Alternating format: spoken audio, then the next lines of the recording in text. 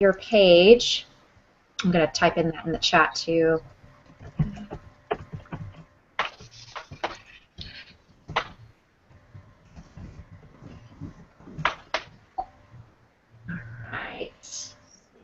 Well, welcome everyone. My name is Tina Marie. I'm the CEO and founder of The Profit Project. I am a success coach for small business owners starting up their businesses within their first 3 years. I help them build their purpose into a legacy. And today we're going to talk about how to get organized both in your business and your personal life to help you get more productive and reach your goals. Today we have Samantha Pointer and Andrea Hancock. So I'm going to go ahead and let them introduce yourselves. Go ahead, Andrea, why don't you start and tell us what you do and your business. Sure. Hi, I'm Andrea Hancock with Dexterous Organizing. I'm a professional organizer and productivity coach, specifically helping telecommuters and solopreneurs who work from home to get organized in their home and home offices and their lives. Awesome. And you, Samantha? I am Samantha Pointer. I am the technology organizing guru at Get It Together, and I help small businesses and entrepreneurs to become tech savvy and digitally organized. Awesome. So some of the few questions that we're going to start off today is, one of the biggest questions I always get, and what we had on our blog was, what is the biggest mess that you've ever seen or biggest project you've ever had to take on, and what are some tips to prevent that? Either one of you. That's an interesting question. I would say one of that stands out to me, I think it was because she was my first what I call a stranger client, where she knew not me, or I didn't know her, or didn't know a friend of a friend. And in the beginning I was didn't know how to identify orders. I, of course, now I do. And she asked the question over the phone console, "You think I'm a hoarder?" And when I went over there, I couldn't really give her a definitive answer. She was not a hoarder. She downsized. She didn't downsize properly. She was at the time living in a 2-bedroom split-level townhouse, and before, I believe she was living in a 4-bedroom. She was a divorcee, so she just kind of packed as much as she could, took it with her, and then got involved in life. You know, she worked a full-time job, she did part-time jobs on the weekend, and kind of checked out through work. So she never had the time to really go through her things and downsize. So it was a bit of a challenge in the beginning, but we got to a point where she could rent out her second bedroom, which was pretty awesome because it was pretty full when we first started working together. That's awesome. Did you end up cleaning out her area with her, just picking up items to donate, or did you end up moving some stuff into storage, like the things that she wanted to keep that couldn't fit into the apartment or home? A lot of it was her making decisions on donate. In the beginning, it was hard for her to let go of things.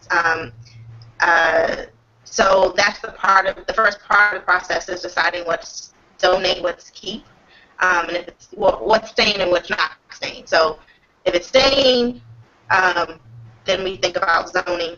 If it's not staying, is it donate? Is it sell? Is it going back to an original owner?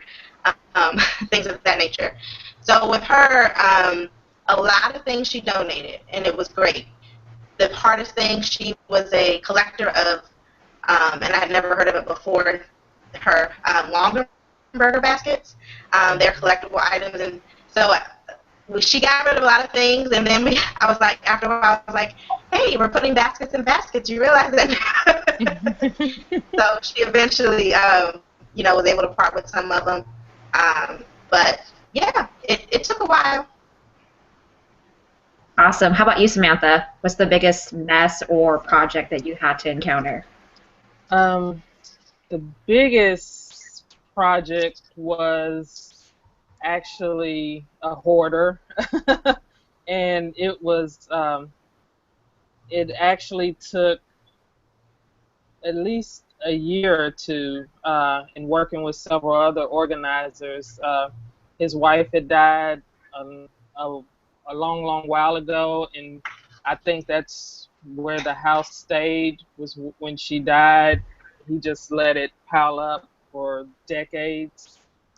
So we actually had to go in there, declutter everything, get all his tax work together, get that sorted because he hadn't been able to file taxes in some years. So we had to get all that together too. And we were able to get everything, his furniture reupholstered, floors relaid, and donate a lot of things, sell a lot of things, and get it back to livable.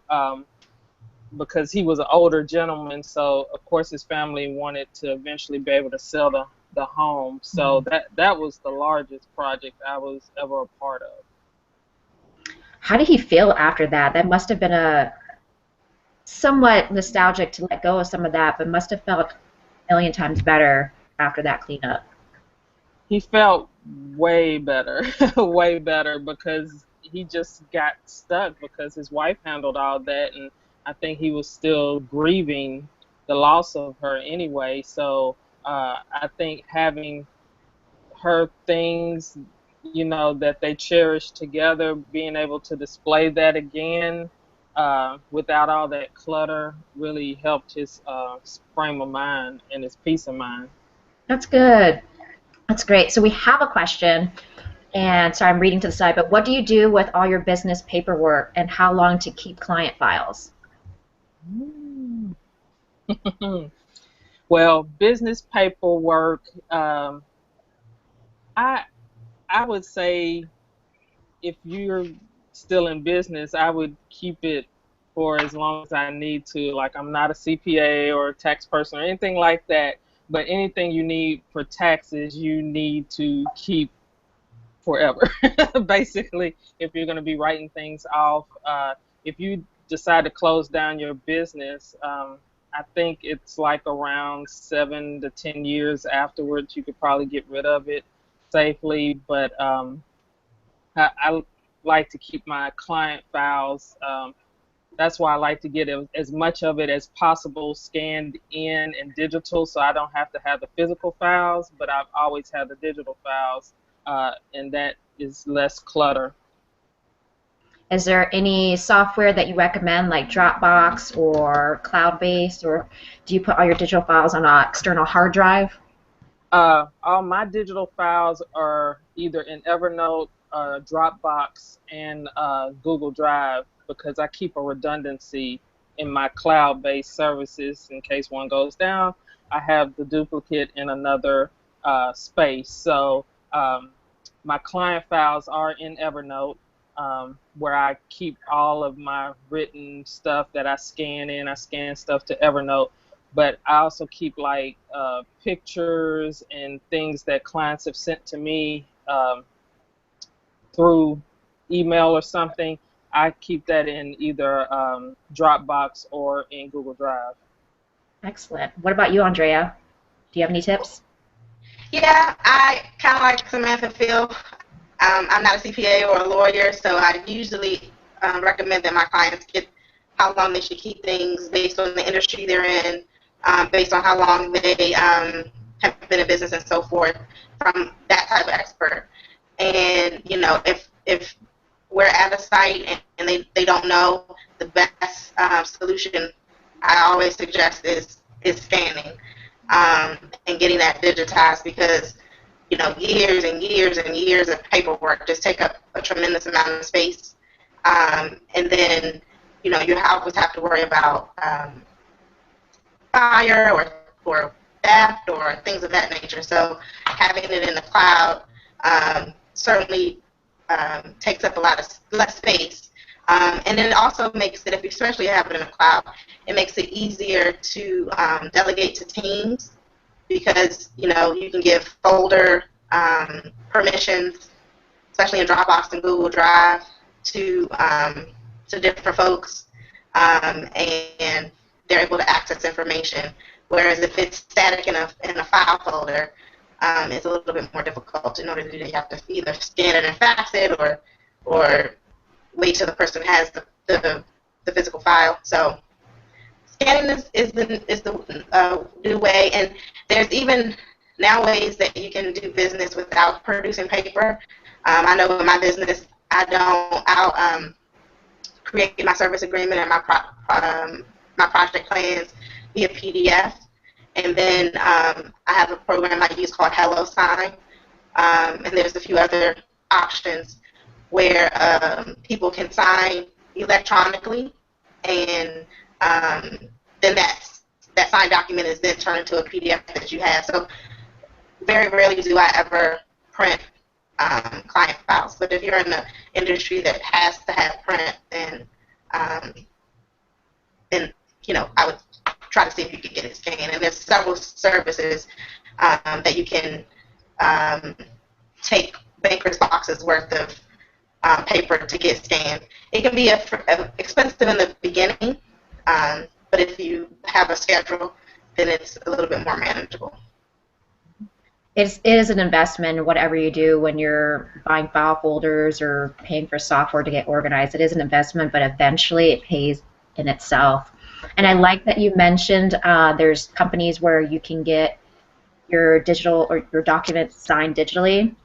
One that I used to use, or I still kind of use for my client agreements and any contracts I have, NDAs, I use Right Signature. And they're approved by the IRS as well, so you can even sign tax forms that way. So that's another program people can look into if you do business online, have clients far away, that they can sign your documents, and everything is signed and you can send them a copy and you'll have a copy, and even time stamps when they signed it and when you signed it as well. So you never have to worry about, let's say if you have a client, you need 2 people to sign and they're 2 different states. It's a great way to digitally, keep that saved and have everybody sign that way. You mentioned zoning before, Andrea, so how do you use zoning to help organize your clients? Well, zoning is very specific to the client. It depends on how they use the room, how often they do certain activities in the room. You want things that you do often, in prime real estate, within reachable space. Things that you don't do often can be put away, could be stored away in another room or so forth. So it really is client specific, and that's a lot of times we ask a lot of questions in the beginning to make sure that how we're zoning and how we're containing and how we're putting things away is based on the use of how that client is doing things. So it could very well be different for everyone else. Some people, like, I have a TV in the room. Some people don't have a TV in the room. So I think a lot of times people, why clutter starts is they have no clear definition of what their space is going to be meant for. You say you want a calming area, but then you have something that maybe contradicts that. So, like, you want your bedroom to be a relaxing oasis, but then you have a treadmill in there. So you have to kind of start, once you make the definition, you can then match what's in the room to that definition. And then you can see, like the game on Sesame Street, what if these things don't belong? So you can start to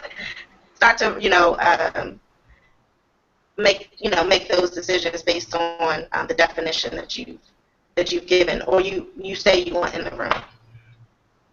Excellent. So Samantha, you being the tech guru, have you ever encountered anyone that was a little hesitant about moving to the cloud, or handling technology in general to get them organized, and how did you handle those situations, or what do you say? I have a lot of people who are leery about the cloud, first of all, because they don't really know what that is. I get that question a lot, like, what is the cloud? And I explain it to them as, really, the cloud is nothing but the internet. It's a space, usually in either California or Texas, in a big room of just computers that houses all your information. So once I tell them that, I tell them, you look at the security grade, what type of things are you wanting to keep on there. I try to ease their mind about it. and start small. You know, maybe you don't put your birth certificate in the cloud, but maybe you start small with, one category of files that you'll keep on there just to see how that works for you.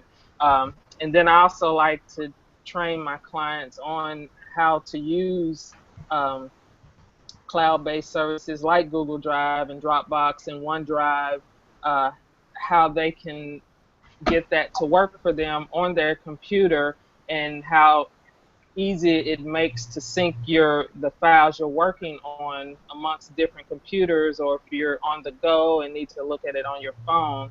So I kind of like to just break it down for them and just have them at ease that it's, more and more things are in the cloud, and for more ease of use, you're going to want to get to know what the cloud is, and some easy services that you already have on your computer or on your phone for free that you can be utilizing right now to be more productive and have your files at your fingertips.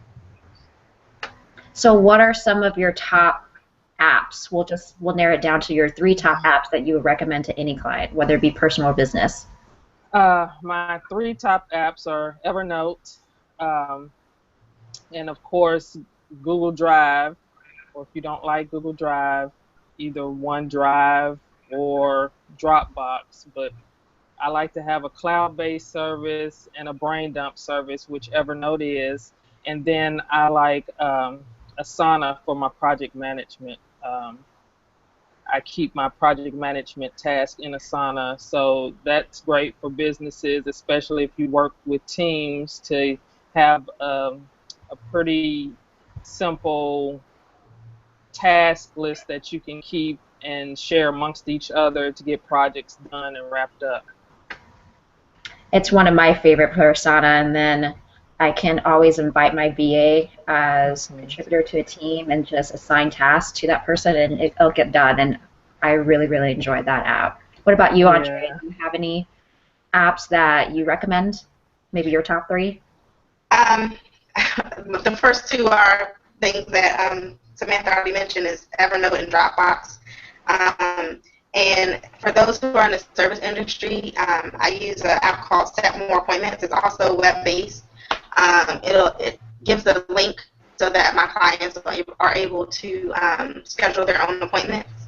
But I can also schedule, so if I'm at a session with the client and then we're scheduling for the next time, I schedule that and set more appointments. It automatically gives them a confirmation, as well as gives them a reminder text or email reminding them about our session. And that has been a lifesaver, because then they'll get an email, but it'll say that it'll prompt them either to reschedule or cancel. And so, it saves a lot of time, and a lot of, the nature of our clients are, they're busy or disorganized. So having the confirmation go out a day or 2 before the appointment has been a lifesaver. And so, I'm sorry? I'm sorry to interrupt, but what was that called again? Set More. But I think the whole title is Set More Appointments, but the app is, in my phone, looks just like it says Set More. And if you have a team, or you can have a person on receptionist mode, so if you're playing phone tag with the person, to set an appointment, you can assign a team member to maybe follow up and then set the appointment for them. Nice. So what are some tips, or what do you see is the biggest issue with business owners? Is it their financial paperwork? Is it their office? Or is it just overall it just transfers to any aspect? What's like the biggest thing that you've seen? Not the biggest mess, but the biggest thing you've seen as a challenge? To me, I would say technology, of course. But I mean, because it's such a stumbling block for business owners, because there's so much out there, because there's so much to learn, because there's just every 5 minutes something new is coming out, and they're telling you got to be here, you got to be there, you got to be showing up here, you got to be showing up there. So I think that is a big biggest stumbling block I'm seeing with especially new business owners and entrepreneurs is getting that technology piece together, whether that be your online presence or whether that be organizing your files on your computer, because most people have everything sitting on their desktop, 1,000 folders, can't find, there's no real filing system set up. So I think that's a big stumbling block that I've seen. How about you, Andrea? I would say the paper is the biggest. The mail that comes in on a daily basis, people are so overwhelmed and stretched as far as their time, you know. And I tell people it's just that the 10 minutes it takes a day has been delayed 10 minutes, 10 minutes, 10 minutes, 10 minutes, 10 minutes. So, it just has a backlog. So people have boxes or bags of mail. Just had a client recently, and then it's the overwhelm associated with it, because we had a client recently that the you know boxes of mail that was about 10 years old. But as we were going through it, it was the anxiety of, well, what if I need? But you haven't looked at it in 10 years. So if you needed it, I'm pretty sure it got resent to you, or you figured it out. So, but then there's the chances of the paper actually having something they do need. That one client, she moved from across the country to the East Coast and 2 different places, and in each move she had literally like maybe 6 or 7 boxes full of paper, and we had to go through each and every one of it, because she was missing her car title. She had just sold her car. She was missing a couple other things, and the shame and the guilt was involved with that, because she had it packed and moved to each different location. But also she tried to get a family member to help, and the family member was kind of, they were on top of their finances and things like that. They were just like, they got into arguments about it. They're like, how could you not have these, this open, and you have these checks that have never been, so it was just causing a lot of anxiety. So, with other things, she had us come and help with the paper, because no judgment. We're there to do the specific job to help her get through the paperwork. And a lot of my clientele are they're highly educated, so they have a lot of paperwork from, elementary school, middle school, high school, college, postgraduate, the boxes of, organic chemistry, but those, and I get it, because it's like, if you throw away your notes, it's like you're throwing away your education, that the time and the money that you spent. So a lot of it is just a lot of paper that we have to sort through and then put in systems in place. And like Samantha said, it's just getting acquainted with the technology. Like, I love Evernote, and so half of my clients have never heard of Evernote, or the other half have heard of it, and they're like, oh yeah, I downloaded it, but I don't know what to do with it. So it's just, knowing how to create the paper systems and then incorporating the technology in it without getting the ooh-ah syndrome, because there's a new app that's out that will change your life.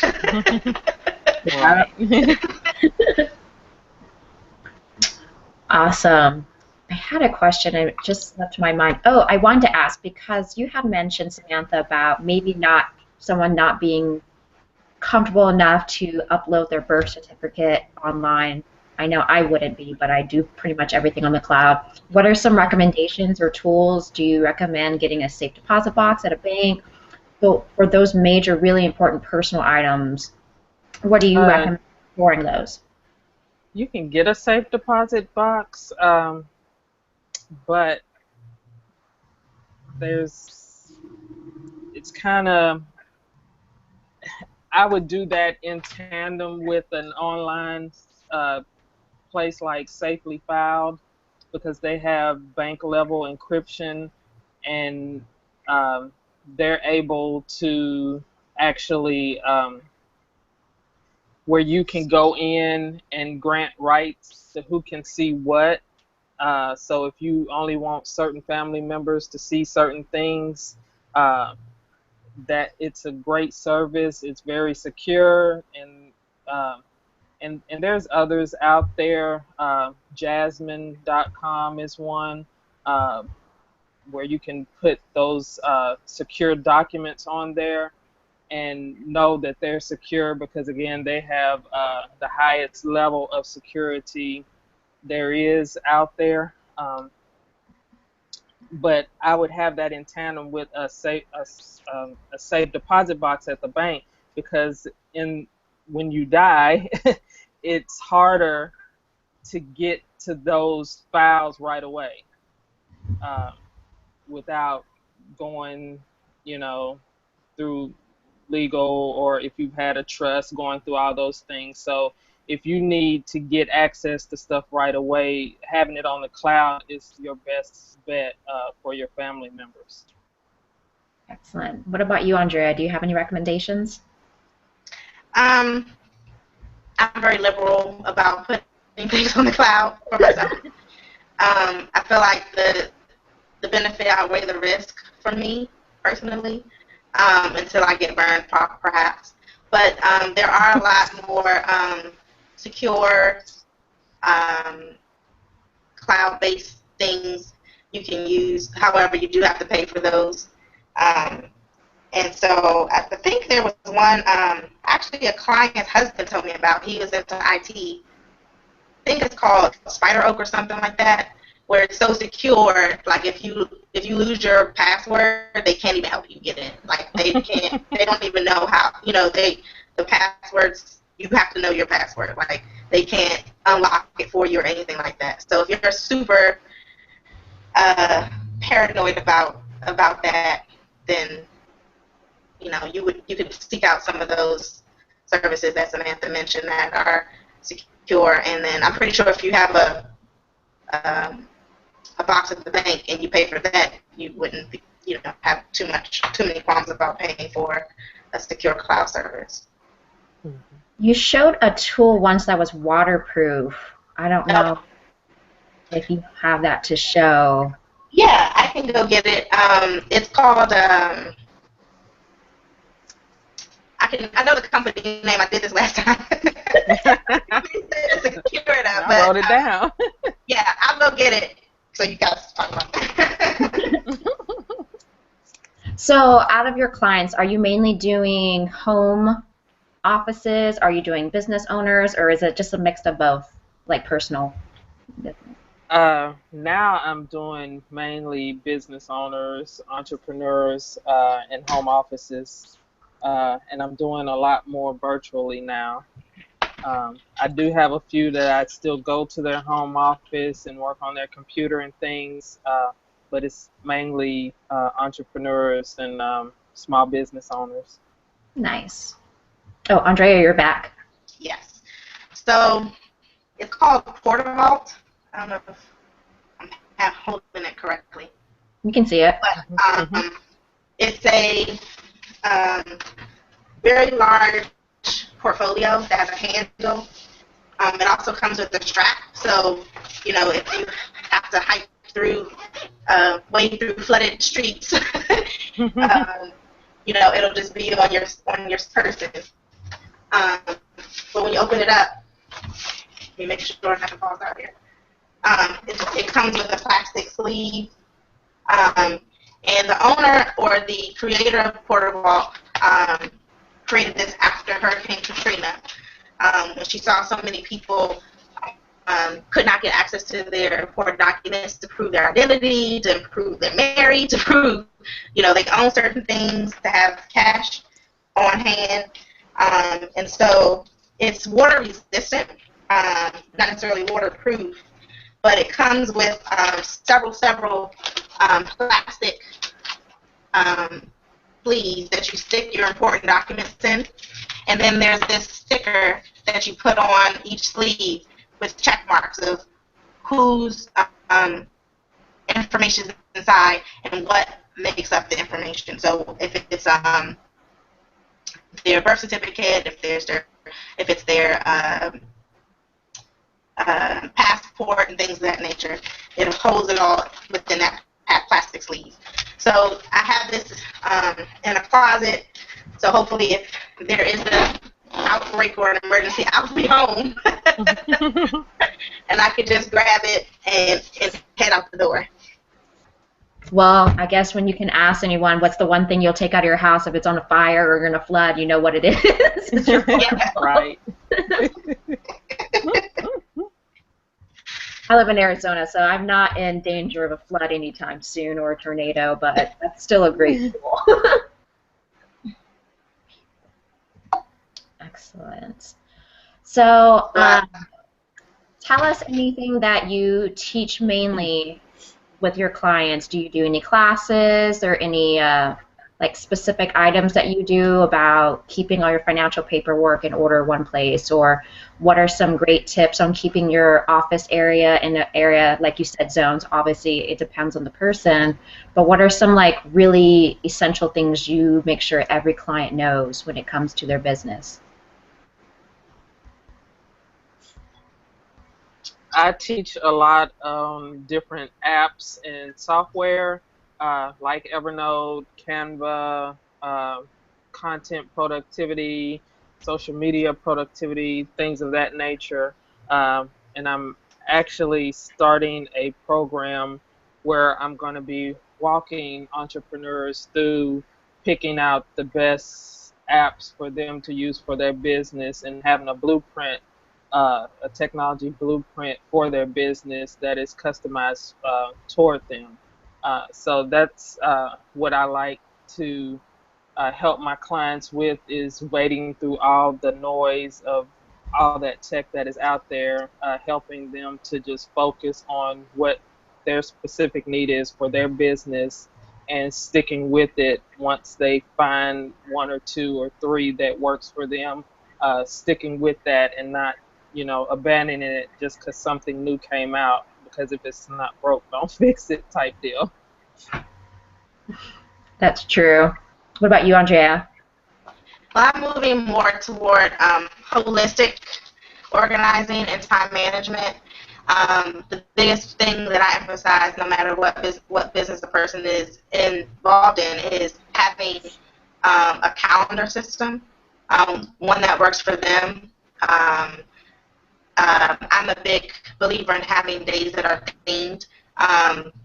One person I follow is Mike Vardy. He was actually at our organizers conference in Atlanta a couple weeks ago, and he also is a big day theme person. I found that a lot of solopreneurs, I think we're all trained from elementary school, high school, college to be employees and to work this 9-to-5 schedule. So when you become a solopreneur and you kind of have the world as your oyster, either if whatever your personality is like, you can be turned into a crazy workaholic because as a business owner you're wearing so many different hats, or you could be a right? You're like, I've been on my computer all day. Get a dog. They will make you walk during the day. Right. But or you could turn into this huge procrastinator because you feel like, oh, I have all this time and there's no boss. So I feel like with which both can contribute to overwhelm. So I want, as a holistic organizer, to have my clients feel stress-free and to create, a task management practice, because, life changes, it has its ups and downs. So it's like yoga. You got to just practice it and go with the flow. And just learning how to do that and learning your energy and your rhythms and just kind of creating the task management calendar system that works for you. Because our time really can't be managed, but we can manage other things that make us productive. I like that you mentioned that. It really is mindset and just finding out. This is what I tell my clients. It's like finding out your strengths, what are your weaknesses, and outsourcing your weaknesses, but at least knowing where they are and getting an understanding about that. And I like that you take the holistic approach to time management, because you see all these people say, wake up at 5 a.m. in the morning and that's how you're going to be a millionaire. But some people aren't morning people like me. I'm not productive not until 8 o'clock when my body actually wakes up, but I'm most productive and most creative at night where I get most of my work done. So it just really depends on the person, and you're right, you can't necessarily manage time, but you can do the best of your ability and work to your strengths, and I really like that you mentioned that, and hopefully someone can learn from that. And it was so funny for you to mention that solopreneurs are either one or the other. They're like, I'm free, I can do, and they're just like wild, or they're like workaholics, like, okay, this, because there's no boundaries. Right. Boundaries is really, really important. But for creatives, and I don't know if you ran into this, creatives don't like boundaries. So it's like, how do you balance that? How do you teach them that way? So I'm learning that with my clients that are creatives. It's like, I don't want to do a budget, so I can't call it a budget anymore. I call it a spending plan. It's the same deal, like that. but it sounds better. So, what do you say, or how do you approach it to make it, I guess, sound appealing, sound sexy in a way that they can absorb information and still utilize the same skills? Well, I feel that with the holistic approach, the answer lies within the client. So the questions that I'd be asking and the framework that we'll be doing, it comes from them. So like, you know, you had to change the wording to the budget, because budget just sounds like it's just too much. But so, you know, you kind of, you know, when we're doing labels, for instance, what would you call it? Would you call it you know, to-do list, or would you call it crap I have to get done? Whatever appeals to the client, where would you look for this? I would look for it here, but you may look for it up here. So it's a lot of when you're putting a system together, there's a framework for the system, but you know, there's a lot of leeway based on the client preferences and how they think. And a lot of times they get overwhelmed because they've read an article in Entrepreneur Magazine that says, you know, you have to get up at 5 a.m. in order to be productive.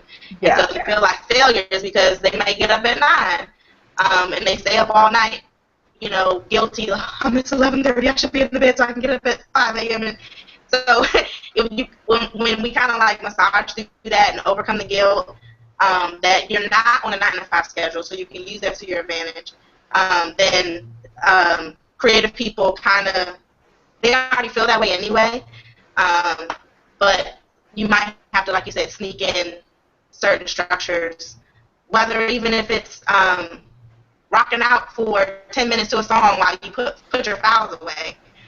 You just find out what your likes and dislikes are and just play to those. Awesome. That's great. Delegating is not a bad word either. It's not.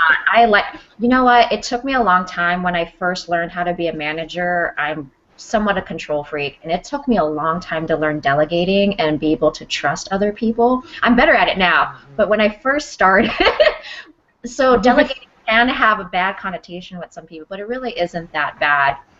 So when you do meet those people when they have their weaknesses, let's say their tax paperwork or their financial paperwork, I'm just throwing something out there, do you recommend them to outsource that to help them stay organized, and that way and you teach them the skills of what to look for and make sure everything is organized and where they can find it? Or what do you do in those instances to help them play to their strengths and take care, but still be able to manage everything when it comes to their weaknesses? One of the things that I have been learning as far as holistic organizing is figuring out what is the lowest thing or the most laughable thing you can do in order to achieve a goal.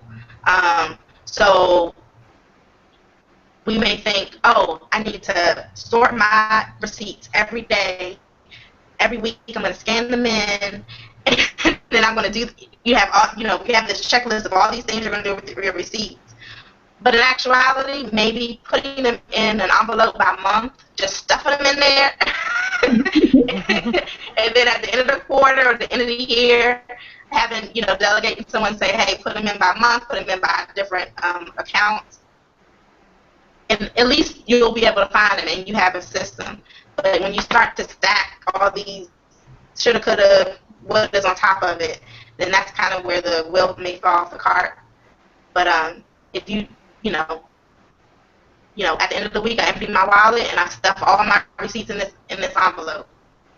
You can find them, you know where they are, versus you stick them in an inbox and then they fall behind your desk and then you don't know where they are. So, and then you start feeling guilty and shameful, and then you don't know what to do. So, what about you, Samantha?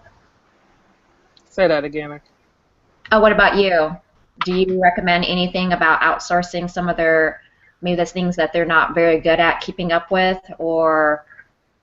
Yeah, I'm big on, I like to have control, so I kind of use myself as the muse and, tell them what things are you working on that aren't producing income, like what are you best at? If you pay somebody a little bit, like it doesn't take much to pay somebody to do a ton of things that you hate to do. Even when it comes to technology, if you really don't like scheduling and dealing with your social media, you can delegate that and concentrate more on what you are good at, like getting clients or doing your coaching or whatever, and outsource that and bring in more money, bring in more to your bottom line. So I kind of have them look at it like, what are you really focusing on, as far as your strengths, what do you really like doing and what do you hate doing? And if it's something that you hate doing that can be delegated, then by all means do that, because it doesn't take a lot of money to delegate things nowadays. You can go on Fiverr, you can go on Upwork, you can get an intern at the local college for free. There's all these different ways that you can outsource and help others be good at what they're good at and play to their strengths too, and help build your business.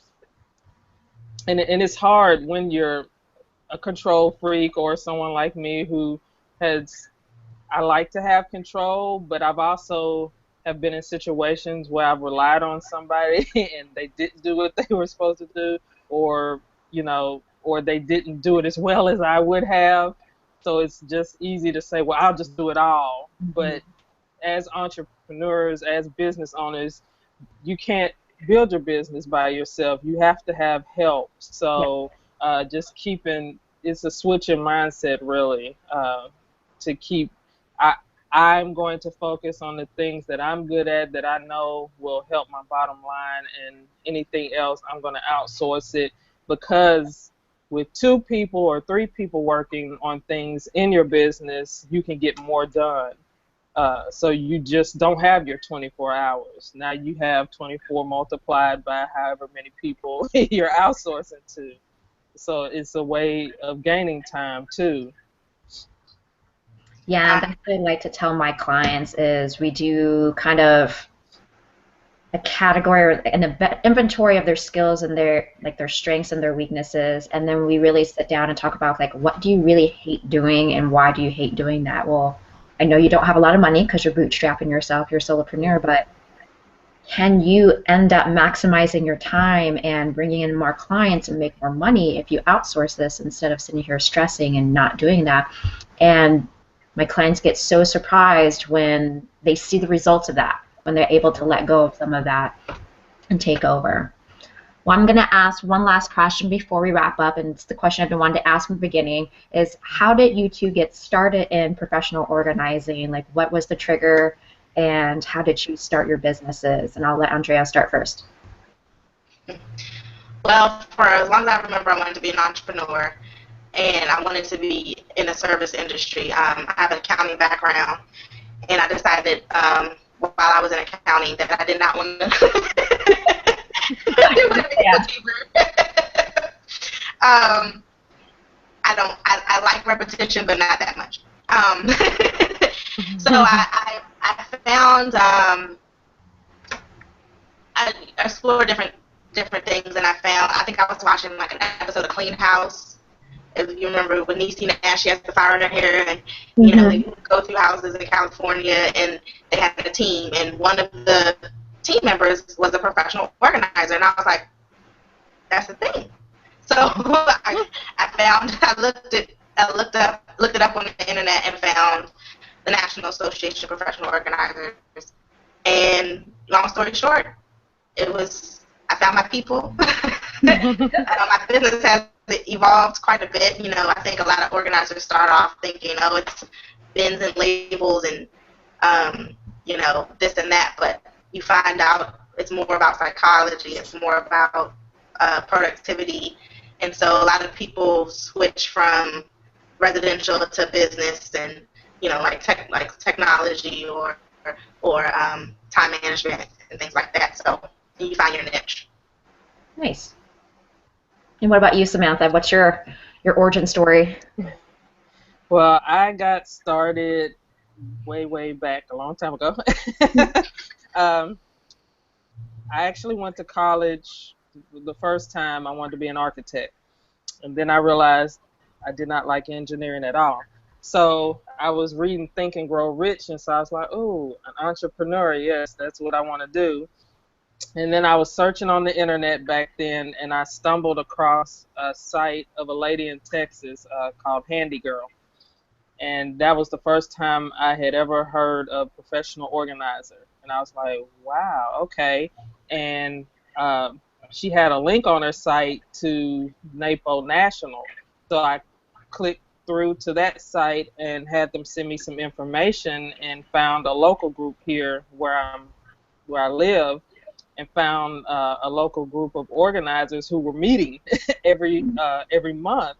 And I called up one of them and I asked, hey, can I tag along? And she was like, sure, because I didn't know, how these ladies were going to act or anything, but they just really carried me under their wings. And, that's how I got started, was tagging along with another organizer, and then just word of mouth. And I do the business at night after my full-time job. I would do the business at night. And, I've always loved organizing. So when I first started, I did hoarders and chronically disorganized, but now I'm strictly tech, digital, computer organizing. So as your business grows and the years pass, there will be a shift. You have to reinvent and do something new, and because there's always somebody coming up behind you. So you've always got to be evolving. Well, I'm looking forward to the day you do an Evernote webinar, because I just started and I'm slightly addicted, but I know I can do so much more with it. I just don't know it yet. Well, I already did one. Did it's you? Already available, yes. Okay, then I will have to look that up, and Yes. I'm gonna have to share that on my business page, because I think a lot of my clients or audience can definitely use that. And with that being said, why don't you guys reintroduce yourselves, tell the audience how they can find you, and whatever services that you're offering right now. I'll let you start with that, Andrea. Well, my business is Dexterous Organizing. That's DEXTEROUS organizing.com. I'm on Twitter, Instagram, and Facebook. Currently, I'm doing more hands-on organizing, but stay tuned. I hope to do more holistic coaching. That will be more virtual, as well as a little bit more tech. I probably won't be as tech as Samantha. Looking to be an Evernote consultant in the future, because I do love it. And like you, even though I use it on a regular basis, it's probably little things I don't know about it. But being an Evernote consultant will give me that edge in helping my clients use it to the full potential. Nice. And you, Samantha? Well, I'm Samantha Pointer. My business is Get It Together. You can find me online as Organizing Guru, on Facebook Live, on my Facebook page, on Periscope. I'm at Organizing Guru. Starting next week on Tuesdays and Fridays, I'll be double live streaming on Facebook Live, on my business page, and on Periscope, where I'll just be talking about different uh, tech topics, different organizing topics. And you can go to my website, which is organizingguru.com, and I have all kinds of things there, blog posts about everything under the sun, organizing in tech. Nice. So how are you doing double broadcasting? Is there feedback or sound? With my phone. I have a phone and a tablet, so I just set them up side by side and log in. So you won't hear. You are the tech you won't be able to hear. That's awesome. Well, we are going to wrap it up here. Again, my name is Tina Marie. I'm the CEO and founder of the Profit Project and a business success coach. You can catch this live on my YouTube channel. You can also find me on Facebook and Twitter and Instagram at Let's Get Fiscal TV. And I'm trying to Periscope more often now, but I might have to learn a few things here from Samantha first. Folks, have a great night. You too. Bye. Bye.